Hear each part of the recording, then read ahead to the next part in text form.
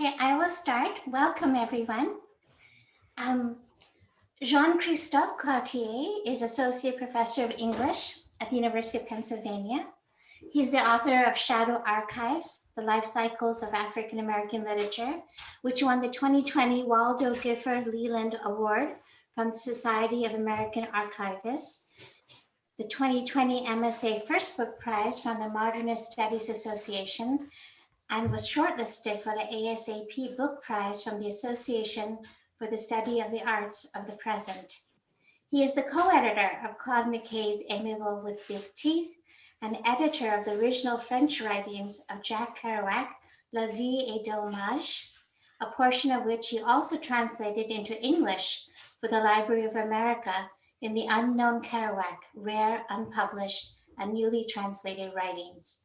In 2016, Cloutier was also a contributor and consultant for the Art Institute of Chicago's exhibition and catalog, Invisible Man, Gordon Parks and Ralph Ellison in Harlem. Our discussant today is Anita Patterson. She is professor of English at Boston University. Her scholarly and teaching interests are in American literature, modernism, and Black poetry of the Americas, with a focus on transnational and intercultural dialogue. The author of From Emerson to King, Democracy, Race, and the Politics of Protest, as well as of Race, American Literature, and Transnational Modernisms. She is at work on the forthcoming American Japonism and Modernist Style. I'm not sure if I pronounced that correctly. That was, but it's not forthcoming, it's in progress. It's in progress. Please welcome Jean-Christophe and Anita. Thank you. Thank you so much, Krishna. It's really great to be back virtually in the Thompson Room, right behind me here, in the Barker Center at Harvard. So yes, thank you to the Hutchins Center, to Krishna, Abby, Skip, Velma, Tom, Justin, the whole gang. And thank you also to Anita Patterson for agreeing to being my respondent today. Anita was also kind enough to introduce me for my first colloquium at the Hutchins Center. So this feels like a kind of full circle. It's very nice, kind of a return to the source. So today I'll be reading a little bit from the book Shadow Archives, from the introduction, but I'll just say a few more things about the book, some more context. In fact, my stay at the Hutchins was very formative to the book, as I mentioned in the acknowledgements. I don't think I would have been able to finish the book, and it certainly would not have been the book that it ended up being without my fellowship there and the conversation I was able to have with the fellows in my cohort. So it came out last year in 2019, already a year. Time goes by. It focuses on the archival investments of mid-century African-American novelists. It has chapters specifically on Claude McKay, Richard Wright, Ann Petrie, and Ralph Ellison.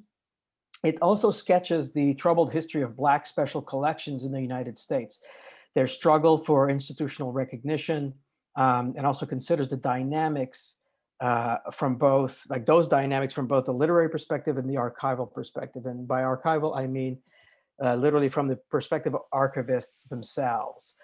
So the acquisition and processing aspect of collections.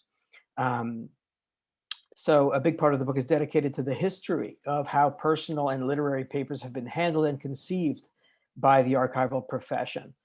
So another way of putting it is I feel that I call, the book has been shaped by what I call the parallax of the reference desk. So both what happens to those kinds of archival encounters that we have as researchers in the reading room, but also the archival encounters and the business of archiving that takes place behind the reference desk where collections are processed and acquired.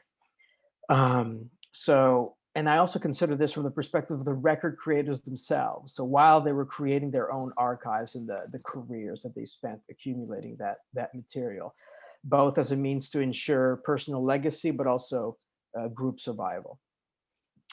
Okay, so I'll be reading from the introduction, which is called Not Like an Arrow, but a Boomerang, which is a line from Ralph Ellison's Invisible Man. as a way of defining history. So not like an arrow, but a boomerang. The life cycles of 20th century African American literary papers.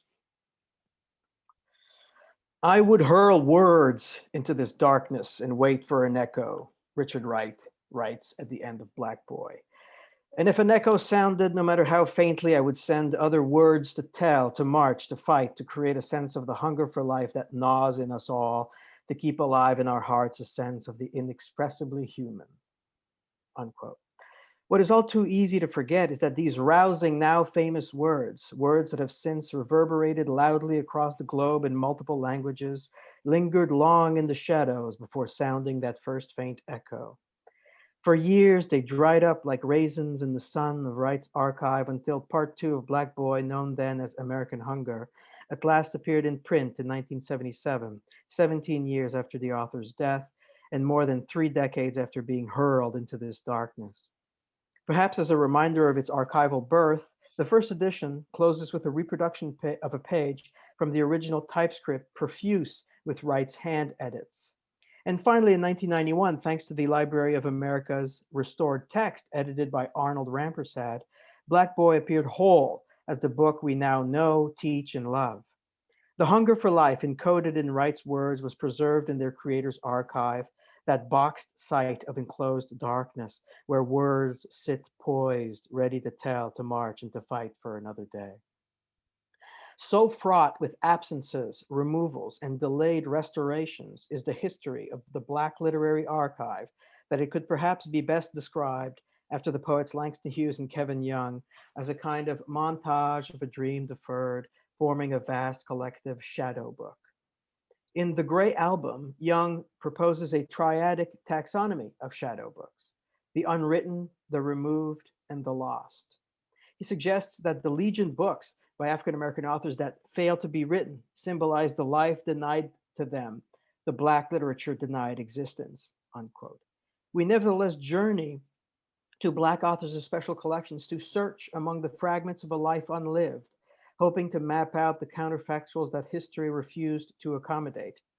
Archives are where we attempt to mend the split lives of books whose original releases, like Black Boy, involved textual removals. For scholars, the presentation of the removed is the preservation, rather, of the removed is precisely the condition upon which genetic criticism depends. The alternative versions and abandoned drafts retroactively cast their shadow back upon the maimed books that survived. By disrupting textual stability, special collections further encourage a willingness to recognize the unfinished as a condition of the literary. Not only what has been removed, but also what the removed may one day inspire. The paradox here, namely that future presence is born out of past absence, that anything saved serves only to remind us of all that was lost, forms the archivescape of African American literature. Perhaps unsurprisingly, given his latest role as the director of the Schoenberg for Research in Black Culture at the New York Public Library, Kevin Young's extended reflections on shadow books ultimately bring him to the archive. Such lostness, he concludes, is the reason he became not only a poet, but also a collector and curator, quote, to save what we didn't even know needed saving, unquote. So this book argues that such an archival impulse is the invisible hallmark of 20th century African-American literary practice. The word archival bespeaks an underlying notion that documents have an afterlife, that they can be put to new, unpredictable uses and form the basis for new interpretive and narrative acts. For this reason, I define the archival as a pastness to come, un passé à venir.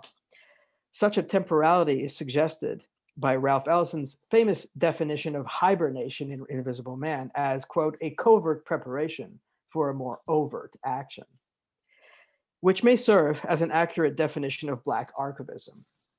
As I discuss in more detail, this is a double hibernation. First, it occurs during the creator's lifetime of preserving and subsequently redeploying his or her records. And second, it occurs in posthumous revelations. The archive is never an end in itself. Otherwise, we might as well call it a dumpster, but rather a speculative means to possible futures, including unknowable teleologies guided by unborn hands. I'm skipping a lot. African American studies holds an indelible archival relation where the living present is forever marked with what Salamisha Tillett calls sites of slavery, a sentiment further echoed recently by Christina Sharp in her book In the Wake on Blackness and Being. Emerging in the wake of the omnipresent vanishing point of slavery, African American criticism fuses archival theory and practice in thinking together afterlives, resilience, tradition, materiality, loss, translation, absence, recuperation, and civic engagement. The forensic imagination that informs such contemporary African American scholarship reestablishes the authority of a collective provenance, conjuring a kinship that at its best allows contemporary Black life to imaginatively reclaim irretrievable losses.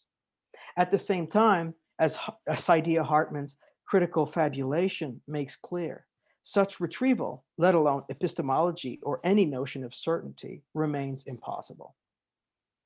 The Black Diasporic Archives operates both within and beyond this paradigm. It grounds itself in the material as much as the immaterial, accumulating paper and phantasms with relish and dread.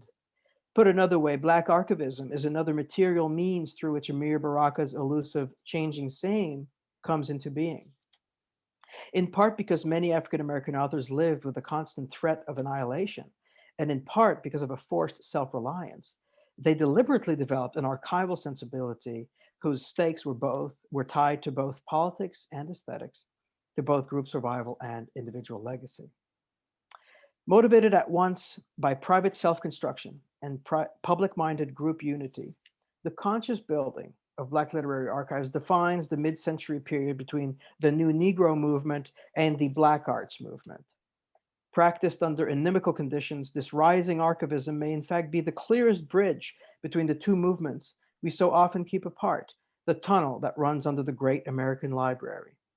Thus, deep immersion into the idiosyncratic collecting practices of individual authors offers a unique counterpoint to the dominant forms of institutional thinking under whose shadow Black writers lived. The archive becomes a site where an author's hidden identities, affiliations, and political ambivalences and fantasies can be hammered out, notably when these things were deemed too difficult, messy, shameful, dangerous, or inchoate for public presentation. In this respect, an author's private archival practices foreground alternative forms of curation that remain simultaneously political and aesthetic. This book aims to bring into relief the unique powers and functions of writers' archives through meticulous excavation of previous life cycles of key literary artifacts preserved in the papers of pioneering African American novelists who collectively helped to inaugurate an important mid-century shift in Black literary collecting practices. In tracing the underappreciated archival sensibility of these novelists, namely Claude McKay, Richard Wright, Ann Petrie, and Ralph Ellison, the book demonstrates how these writers first preserved, then reanimated their own living collections through novelistic practice. In the beginning was not the shadow, but the act, Ralph Ellison writes in his first book of essays to underscore how, quote, all those acts, legal, emotional, economic, and political, which we label Jim Crow, are the ontology upon which the shadow can be constituted. Indeed, if I may be allowed a counterintuitive détournement of Ellison's concept, without those acts of preservation, precarious performances laden with legal, emotional, economic, and political weight, there would be no resultant shadow archives out of which to reclaim and reaffirm. As Ellison puts it, the digging up of corpses, in this case, literary ones, is a necessary part of the process by which the role of Negroes in American life, unquote, can be newly demonstrated. At the same time, this book is invested in how the novelistic valuation of wayward documents, now held in multiple repositories, has come to form the shadow archive of American literature. 20th century Black counter-archiving is illustrative of a shifting post-war democratic landscape that continued to lag in ascribing value to Black lives. It stands as a pledge to a speculative posterity that such archives would one day help make a reality. In the sense Jacques Derrida outlines in Archive Fever, shadow archivism is at once a promise and a wager that the generation of the New Negro movement, perhaps best symbolized by Arturo Schoenberg's personal collection, effectively made amid continued inequality. Of course, For African-American authors, delay is not only built into the temporality of the archive, but it is also a structural facet, if not the architectural logic of freedom and equality across the 20th century. As the now infamous phrase from the Brown versus Board of Education Supreme Court decision puts it, desegregation comes, quote, with all deliberate speed, vague words that were used to justify deferment across the US school system. Yet in a more prosaic sense, the strange temporality of literary papers is also an inevitable result of the delay that comes with the author's active years, subsequent demise or death, and the final acquisition of those papers by an institution, which then has to process the contents, what is called physical control in archival science, and prepare the front matter, a process called intellectual control, in order to make the papers accessible to users. As a result, many mid-century authors are being rediscovered in the new millennium, as the majority of their papers finally become ready for the public. In one very real sense, archive is a synonym for delay. Yet in another way, as Toni Morrison suggests in Beloved, the archive reminds us that everything is contemporary. Quote, it is all now. Literary papers are unwieldy, sprawling, even postmodern texts that unhinge our sense of the past and force us to reinterpret, redescribe, and rewrite whole biographies.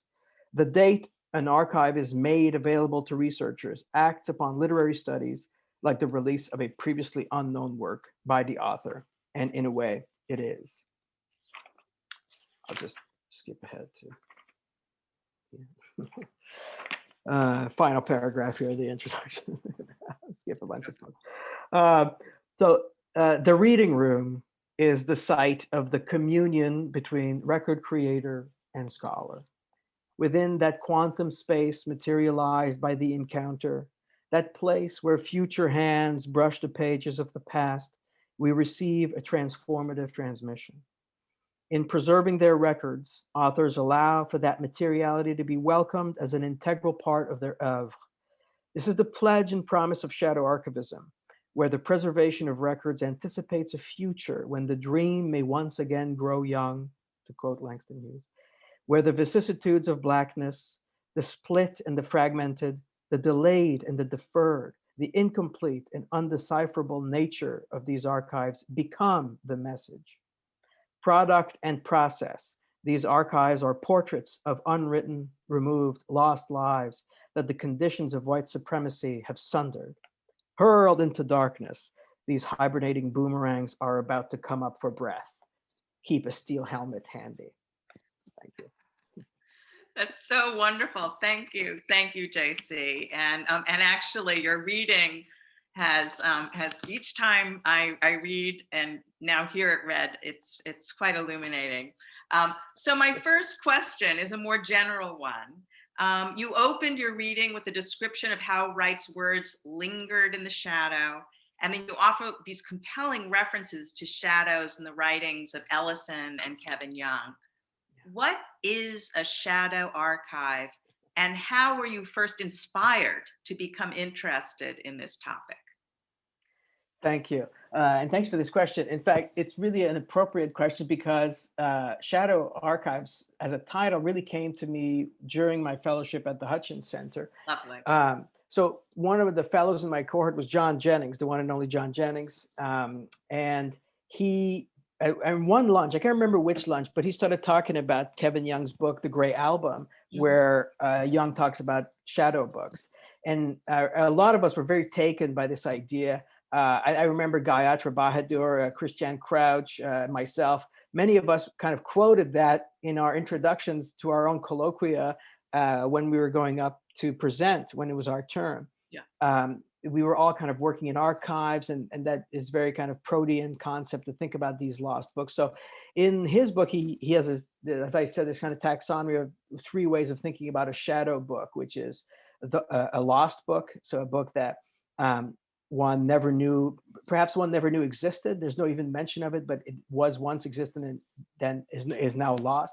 One is removed, so a book that used to be longer or larger or more, and it was erased, censored, or destroyed partly for some reason, either by the author's own hand at times or through other kinds of reasons, editors, or just a lack of appreciation in their own time.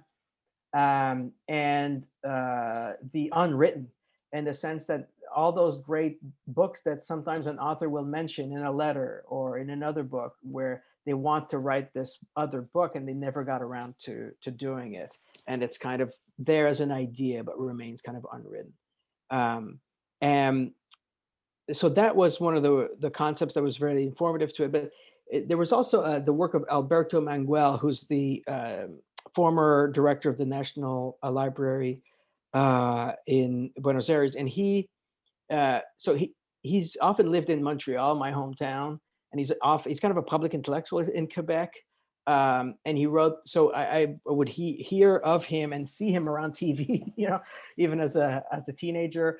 And he wrote a book in 2007 called The Library at Night, where he uses the phrase shadow library. And it's very close to the idea of shadow book, in the sense of a shadow library is the library filled with all the books that were not chosen by the official library, by the institutional library. All of those books, all the shelves that are not present in the current libraries. And he explains how, for every choice that a curator makes, a library, an acquisition director makes, for every one that is made, there's a choice that is also unmade, like a book not chosen for whatever reason that might be. And that seemed to strike a big chord in my study of African American literature and the struggles for visibility, for their voices to be heard, for their work to be appreciated, valued, disseminated, distributed. All of that seemed to be right on and very relevant. And so kind of melding all of these concepts together, thinking about putting the word archives, and thinking both in terms of when and who is acquiring these collections, but also what are the conditions under which Black writers have to live, and how do they operate and to create their own collections in their own moment, in their own lives. Wonderful, lucid. Okay, well, this actually brings me to another question. Your reference to the importance of institutions. How does your book fit within the field of modernist studies, especially in light of the recent institutional turn in thinking about modernist practice? And by the way, congratulations. Oh, thank you. Yeah, I guess it fits somewhere.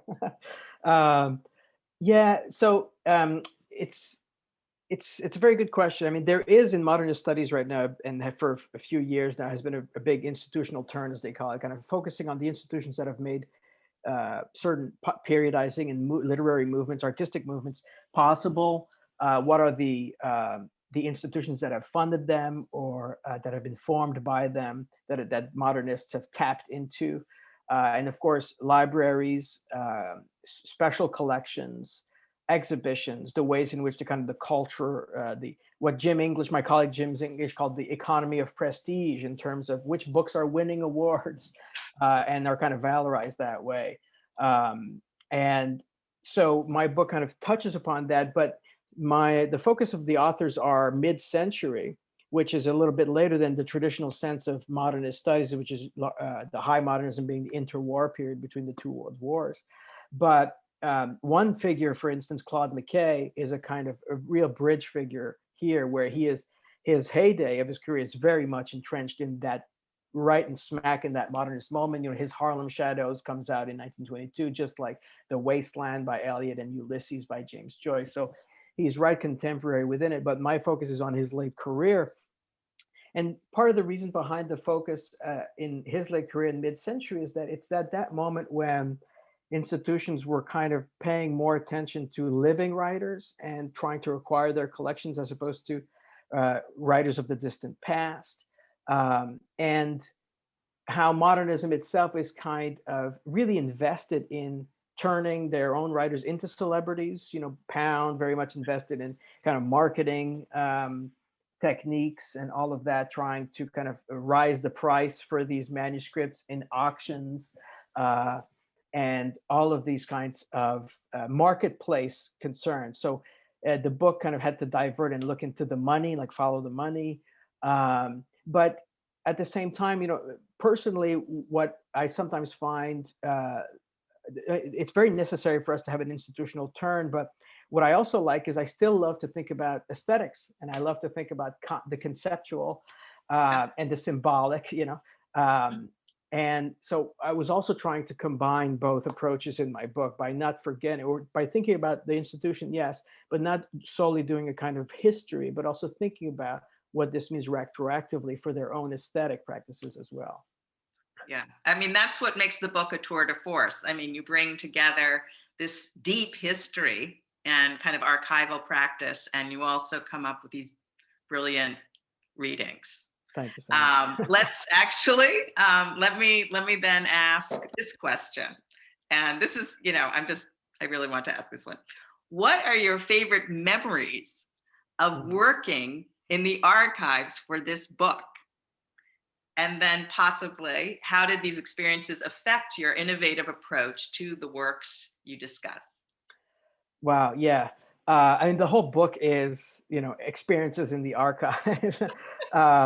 And in fact, it's almost like that's the question of the book, in the sense that how it's also kind of interested in thinking about and theorizing how can we as scholars allow the experience of the archive to affect our own interpretation and our own scholarship. I mean, so at the very inception of this book, before I even had to write my dissertation proposal as a graduate student, I had the great chance to be a archival intern. I had an archival internship at the Rare Book and Manuscript Library at Columbia, where I was doing my PhD.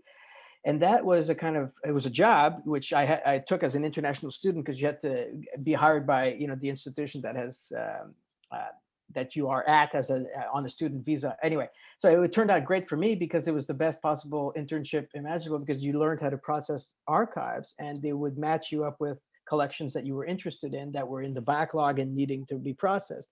And I processed the Samuel Roth papers, who was this maverick publisher of the 20s into the 60s. And he's infamous for having published unauthorized excerpts of James Joyce's Ulysses, Samuel Roth. So he's very known in the Joycean kind of modernist community. But what I found in his archive, in his collection while I was processing, was the lost novel of Claude McKay, Amiable with Big Teeth, written in 1941.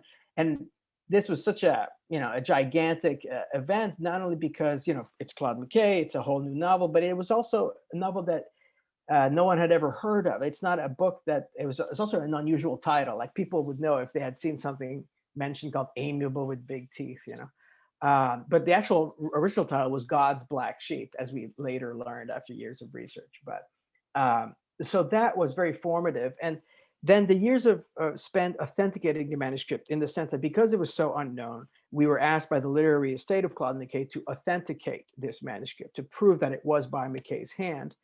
And that took Brent Edwards and I, who collaborated with me on the whole project, that took us years to authenticate that, scouring archives across the country and proving that it was by Claude McKay.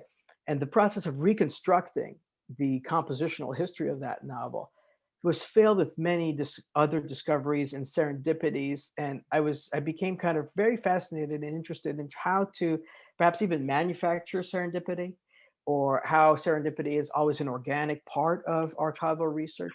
And so I developed a few theories about that. So in the book, I talk about the théorie de la dérive, the kind of being adrift in an archive as a way to conjure up accident in a way that will change the way one thinks about a given subject. So even we always come to an archive with our own knowledge and our own certainty, kind of like like a jazz musician goes on stage and they know what they know and they're going to play a piece, but then something can happen with the crowd that you didn't expect, right? And you have to improvise. And I think that happens in an archive. We see something that we didn't expect, and sometimes that begins to take precedence over what we were looking for in the first place. So there's so many. I mean, one in particular that I'll always remember is, for years I was looking for the lost photographs taken by Gordon Parks for Ralph Ellison's 1948 essay, Harlem is Nowhere, for years. Like, I started looking for them, like even before there was a Gordon Parks archive. I remember writing an email to the Gordon Parks archive in 2008, and then Peter Coudenhart Jr., the director, replying, said, "Hi, we we just opened this week. Like, there's no way you can come and see any of this stuff. We haven't even unpacked anything. But after years and years, of looking and then abandoning it and then trying again, abandoning again, in 2014, they invited me to come see finally the contents, because they were thinking about doing an exhibition with the Art Institute of Chicago on the 1952 collaboration between Parks and Nelson on Invisible Man. But I said, okay, I'll come and I'll come and help you, or I'll do what I can, but you please show me everything you have on 1948. It was like my one condition. And they said, sure. And so I went, and then, so what I had coming in there were the captions. So they were never able to publish this photo essay together at the time, but I did find in the Ellison papers, the captions that Ellison had written for the photos. So in my mind, it was kind of like finding someone's scrapbook where all the pictures have fallen out of it, but you still have the writing, underneath what used to be the photo. So I came armed with that. And there was one photo in particular that says, when you're Black, there's a feeling that the unseen eye is watching you, right, in the city. And I've always seen that as very kind of symbolic. And then when I got to the Gordon Parks archive, and they left me alone in the room, I was just there with the material, and I was flipping through, and I saw this in a contact sheet, this tiny little square of a young Black boy with a bandage over his forehead, and behind him on the wall, a kind of graffiti, was a gigantic eyeball, and it said, "The unseen eye is watching you." And I just remember goosebumps all over my body, my arms. I just couldn't believe it. It was there. It was one of the photos that meant that some of them were still of this world. They might all be there. It was very exciting, but also just how so much more literal it was than I expected, that the unseen eye is watching you wasn't some kind of plucked out concept, that Ellison was kind of conjuring. He was seeing it there, like actually as graffiti in the Harlem streets, and kind of allowing that to become both a symbol and a document, and that was a huge hint to me about how he composed Invisible Man, really, about how it's always that double nature of it's both a document, it's both historical, and it's got a symbolic mode that's always prescient as well. So those are a couple of those big moments that, there's nothing like it. Yeah. Actually, JC, I didn't tell you that I was going to read this, but you have this beautiful quote in your selection on McKay, where you write, "For McKay, the archive is not a positivist repository of facts that then becomes history, but rather a source of clues that can position the reader in an empowered relation to past and future, lending itself to aesthetic interpretation." And that is such a beautiful account of how you yourself have approached the archive. I mean, I love the way you look at it as clues. Yeah, no, thank you. Yeah, and Very I think powerful. it's that, I think as scholars, we can do that. Yeah. But I think as novelists, as artists, definitely Black authors have allowed themselves to do that in a very empowering way, that to not be bound by the historical, but rather to use it as a creative means to something new, Right. To reimagine what could be. Yeah. So, yeah. Thank you. Okay, so my next question, let's see. I want to make sure we have enough time. I think we probably have time for one more question. Okay. What, in your view, are the distinguishing characteristics of Black archivism? How did the conditions of white supremacy shape the unappreciated archival sensibilities of the African-American authors you study? Yes, thank you so much. That's a question I really spent a lot of time thinking about, because the more research I was doing, the more convinced I was that there was, even though there was a rise in archiving and in personal collecting practices for living writers in the 20th century was happening across the color line, there was something different, about the way in which these conditions were taking place for Black artists and intellectuals. So some of the research took me to a very material sense of it. Like I said earlier, like follow the money. Like when you're in a big investigation, like on TV, like follow the money, we'll get the guy, the bad guys or something. Well, a lot of it was like that. And one particular moment really helped coalesce a lot of things for me about the reality behind the institutional collecting, the differences between white authors and Black. And that was finding the appraisal report for Claude McKay's collection. So in 1964, Claude McKay dies in 1948, but in 1964, Yale University commissions Walter Goldwater, who's a bookseller in New York City and a specialist in Black studies. Well, it wasn't yet called Black studies, but the African diaspora. He was a bookseller that specialized in having catalogs of African diasporic documents and texts, at the University Place Bookshop in New York City. And he was asked by Yale to go and appraise the collection of Claude McKay that was held in his last agent's office in Brooklyn, and the agent was Carl Cow. Anyway, Walter Goldwater, I emphasize that because he loved Claude McKay. He thought he was the best of all of the, as he called them, like the new Negro Renaissance poets.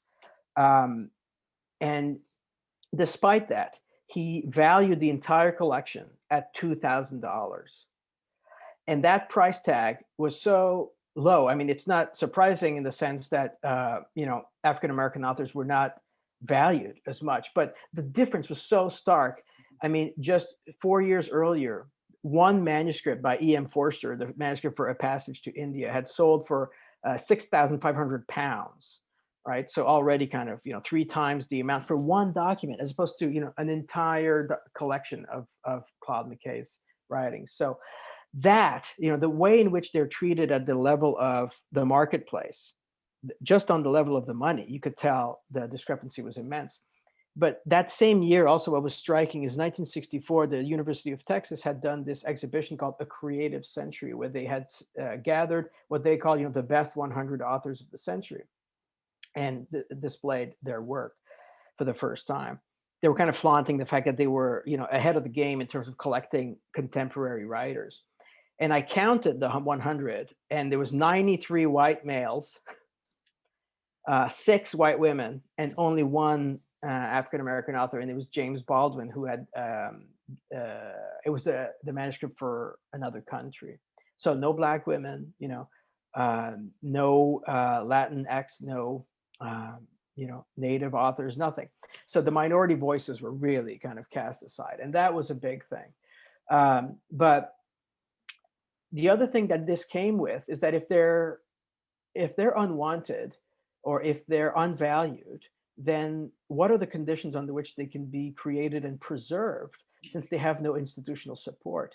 Right. And the precarity of Black collections over the course of one's career was really one of the big focus in my conceptualizing and thinking of the book, and what the record creators themselves have to do in order to value their own work, in order to preserve them, in order to kind of bring a kind of posterity, a kind of wager for the future that maybe one day, because now we know them as, we hear Richard Wright or Ralph Ellison or Ann Peters, and we're like, oh yes, of course, superstars of American literature, but not when they were living it, and so they had to, conjure up that self-reliance and that value, both for themselves, but for this group survival, right? This kind of sense of solidarity and unity in which that their work could be used if it was preserved. I mean, just the Ellison example I gave earlier, the photo essay by Ralph Ellison and Gordon Parks, that the venue that they had to publish that went bankrupt. So there was no way to use that material anymore, and it was held up in litigation with a bankruptcy case and all of these things. But Ellison found these other ways of preserving it. He started taking the captions that he had written, and he actually transformed them into some sentences in Invisible Man. So he's finding these different creative novelistic ways of preserving his own archive to make that work live on. And Gordon Parks does the same thing. He takes some of the photos that he took for that, and he uses it in his portfolio to get his job at Life magazine. And he was the first Black writer on staff at Life magazine. So they're all finding these creative ways of using their archive, but they have to do that because of the precarity in which they live and their materials live. So those were some of the characteristics I was trying to trace, and how that allows us, when you trace what I call the life cycles of these documents and the many reincarnations that they can have, it brings us these kind of really stark new ways of thinking about Blackness, archiving, and their own kind of careers in that way. Wow. Thank you so much, JC. I learned so much from your work, and it's been a pleasure. Oh, thank you. Thank you. I can't ask for a better interlocutor than you. So I think, let's see, Krishna, you here? Yeah. Well, thank you. That was a really fantastic reading and conversation. We have a couple of questions. The first one is from Will Pruitt, a current fellow. He has a longish question, which I'm going to try to reduce a little bit. He writes, in your introduction, you quote Ralph Ellison frequently to theorize shadow archives and the political implications in the present. Shadow archives can reveal how racial capitalism shapes the publishing industry, but they're also shaped by racial capitalism. How can we determine which approaches to shadow archives best contribute to the Black freedom struggle against racial capitalism? Okay.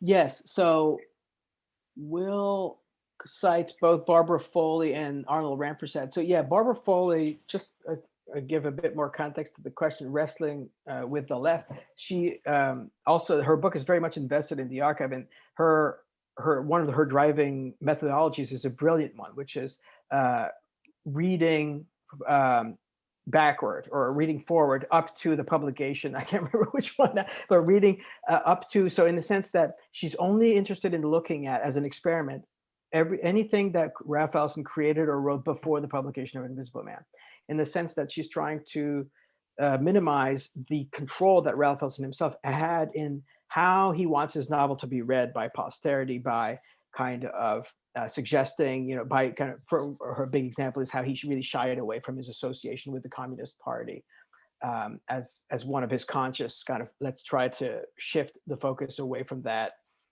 for the reading of his novel. So kind of an attempt on his part as an artist to manipulate in a way the reception of his own work. She only looks reading forward up to the publication of Invisible Man. And so that's one of the ways in which, as Will says, an author can kind of control their own archive, or how a scholar can kind of use the archive as a way to thinking about how that might be deliberately done on their part. And then Arnold Rampersad, of course, in 2008 published his less flattering portrait than Ellison many would have thought. So in terms of the question of how racial capitalism shapes the publishing industry, they're also shaped by racial capitalism. How can we determine which approaches to shadow archives best contribute? Well, I think it really depends on the nature of your project. I would imagine that depending on which institutions you are interested in kind of uncovering as the driving agent behind the manipulative forces that have perhaps controlled or stopped the various aspects of a certain author's work to be emphasized or de-emphasized, certain voices to be kept up or not opened. For example, another great case study would be Richard Wright, in the how so many of his editors have worked to really alter the kind of vision that he had for the original novels, like The Outsider, for instance, trying to concentrate on a kind of murder plot rather than the kind of international statements on the nefarious effects of communism, for instance. So in terms of how to determine which approaches, I think it's important to point out both ways in which some manipulation can take place of these documents. And so part of what's important in the question here too is how archives often have this kind of sacred relation to evidence or to history, like, oh, it's from the archive, so it must be true. But what this kind of research also shows is that there's manipulation at all levels, not only in how we interpret things, but how a given author and record creator can themselves really take agency and control over how they want to be read or how they want to emphasize certain things. This is one of the ways in which the institutional turnout can also be really useful in terms of looking at what are the institutions that back certain works and why, so yeah. Will has another question. Considering how exclusive access to archives are, how do you think we should restructure them so that they can be used more expansively and versatilely in the Black freedom struggle? Yeah, that's a great question. I mean, I think in the introduction, I tried to mention some of that, those kind of activist possibilities. And largely, I think it involves the fact that I think archivists and literary scholars, which is what I am, are really invested in a similar kind of, or can be invested in a similar kind of opening up of preservation and archival voices. And I think if there was more collaboration between the two, I think also the biopolitics of the archival profession could use some infusion of diversity itself in terms of, you know, having more people of color that become archivists and can make those kinds of decisions. But I also think just in terms of when acquisition directors are thinking about what collections to acquire, what to process, there are already at institutions present, like experts in, you know, so many of these fields. So why not invite, you know, the leading scholar, or, you know, why not invite faculty from the African American Studies Department, say, to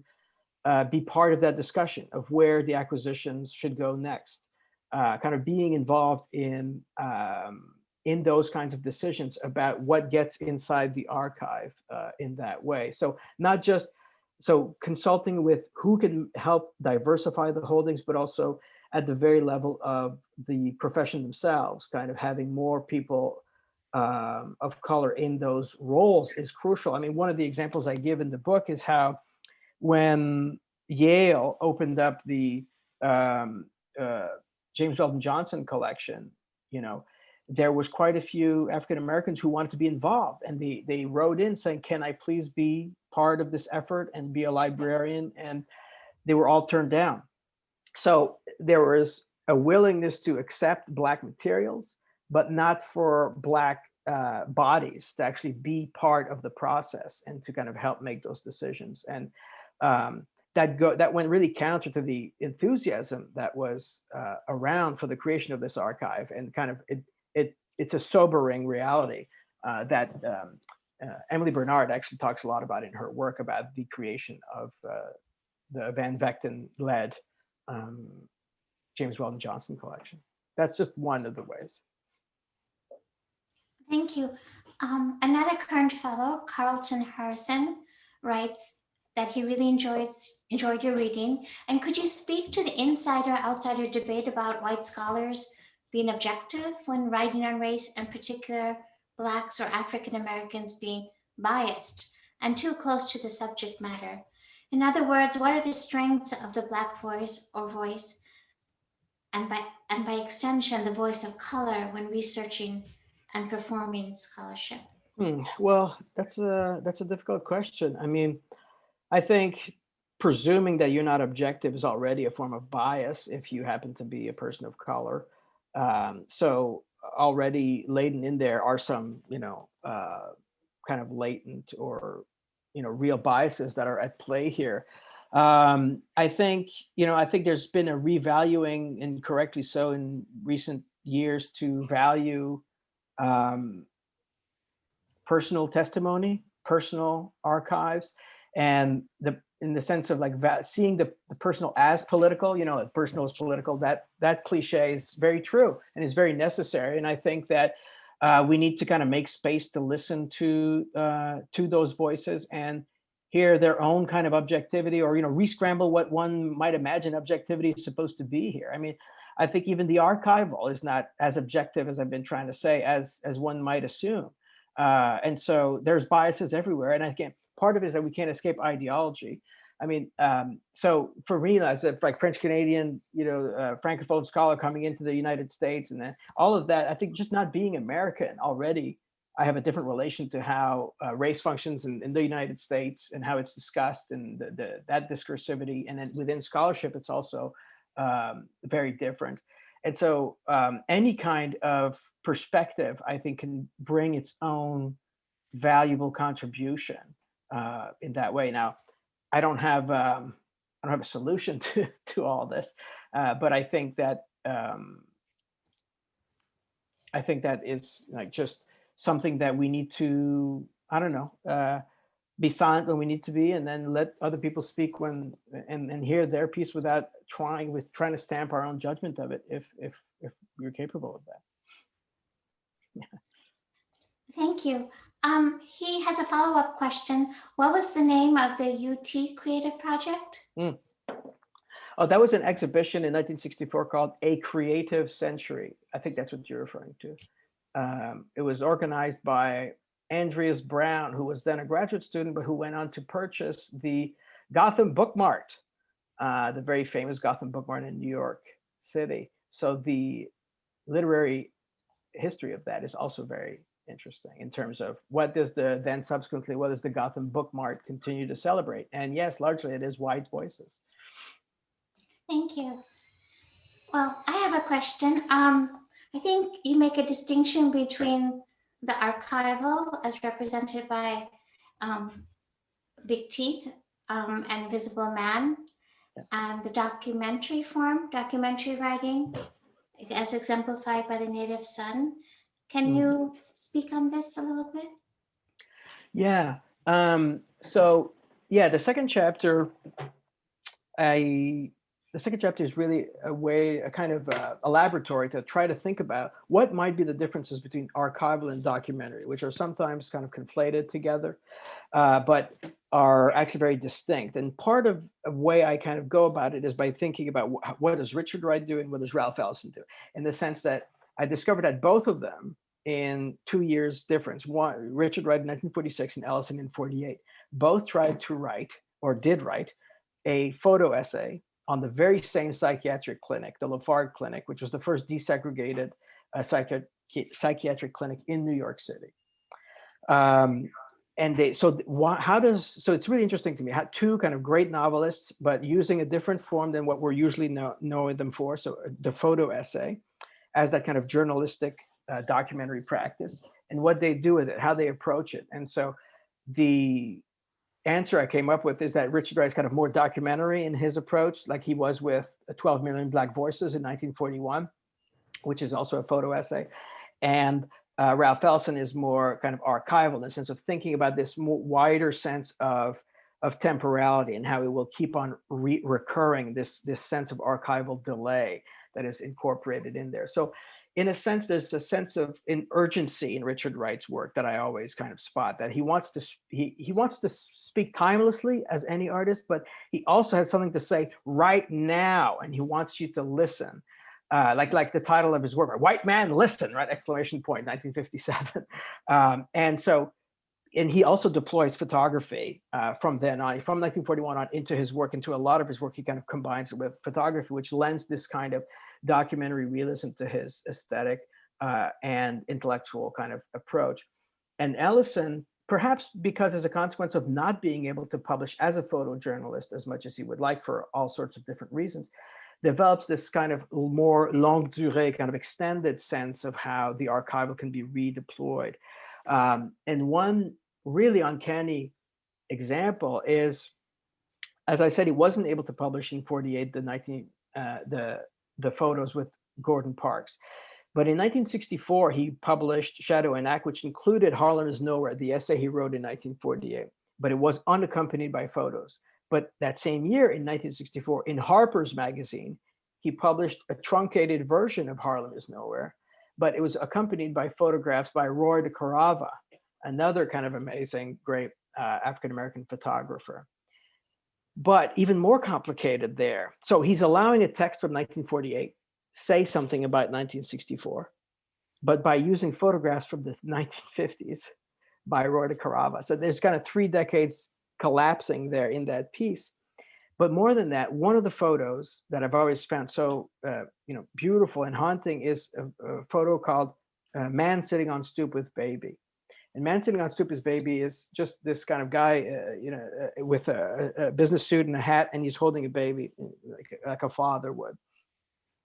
And that photo was used in Sweet Flypaper, Roy de Carava's collaboration with Langston Hughes in 1955. Okay, but then Ralph Ellison uses it, but a different version of it. So in 1964, he takes that photo, but not the exact same one. He somehow had access to de Carava's contact sheets or negatives, and he selected a different one from that series because in that version of his, the photo, the father is kind of holding the baby with his head lowered as if he's protecting the child rather than being kind of open to the street as he is in Sweet Flypaper.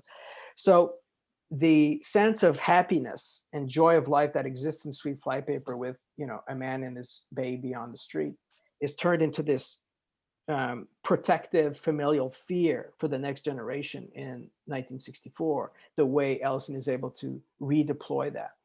And that kind of temporal collapse and the reuse of the same document over time is essential to how I think about the difference between documentary and archival, to answer your question.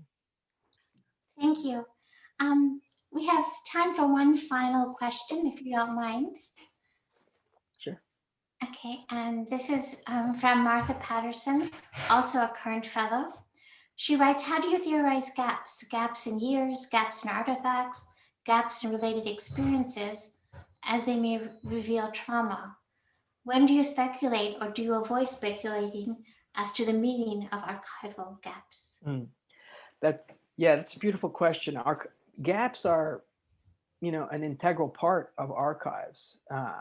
They are, I think it's important to push our thinking towards not that there's something missing here, but that any archive is suffused with gaps. It's just part of how archives are formed.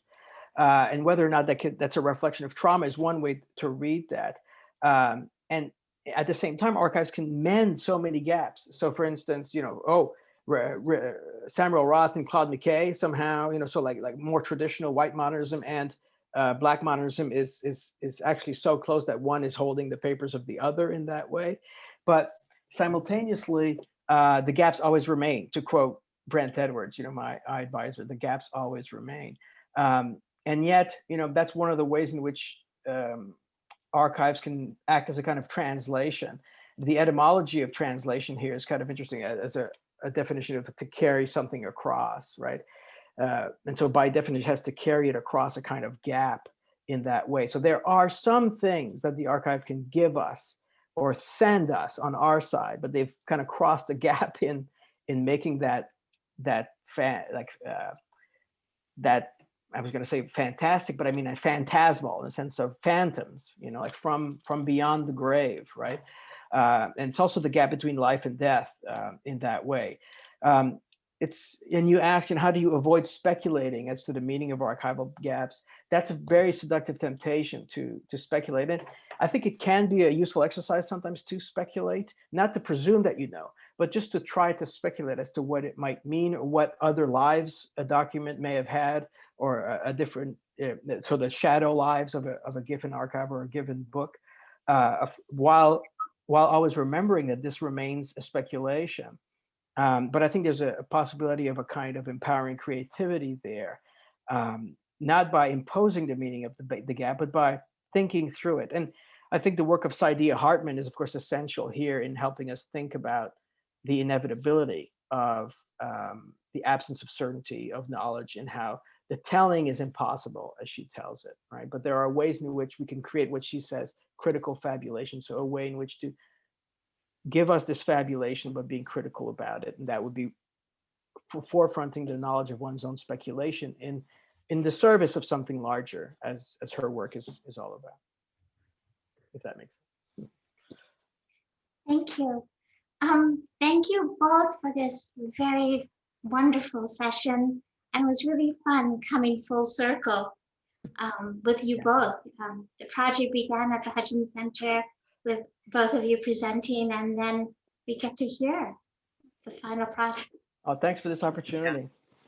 It's wonderful. Thank you. I just want to add two things. Well, thank you, JC, for being such an engaging speaker, as always, and Anita for being such an engaged listener.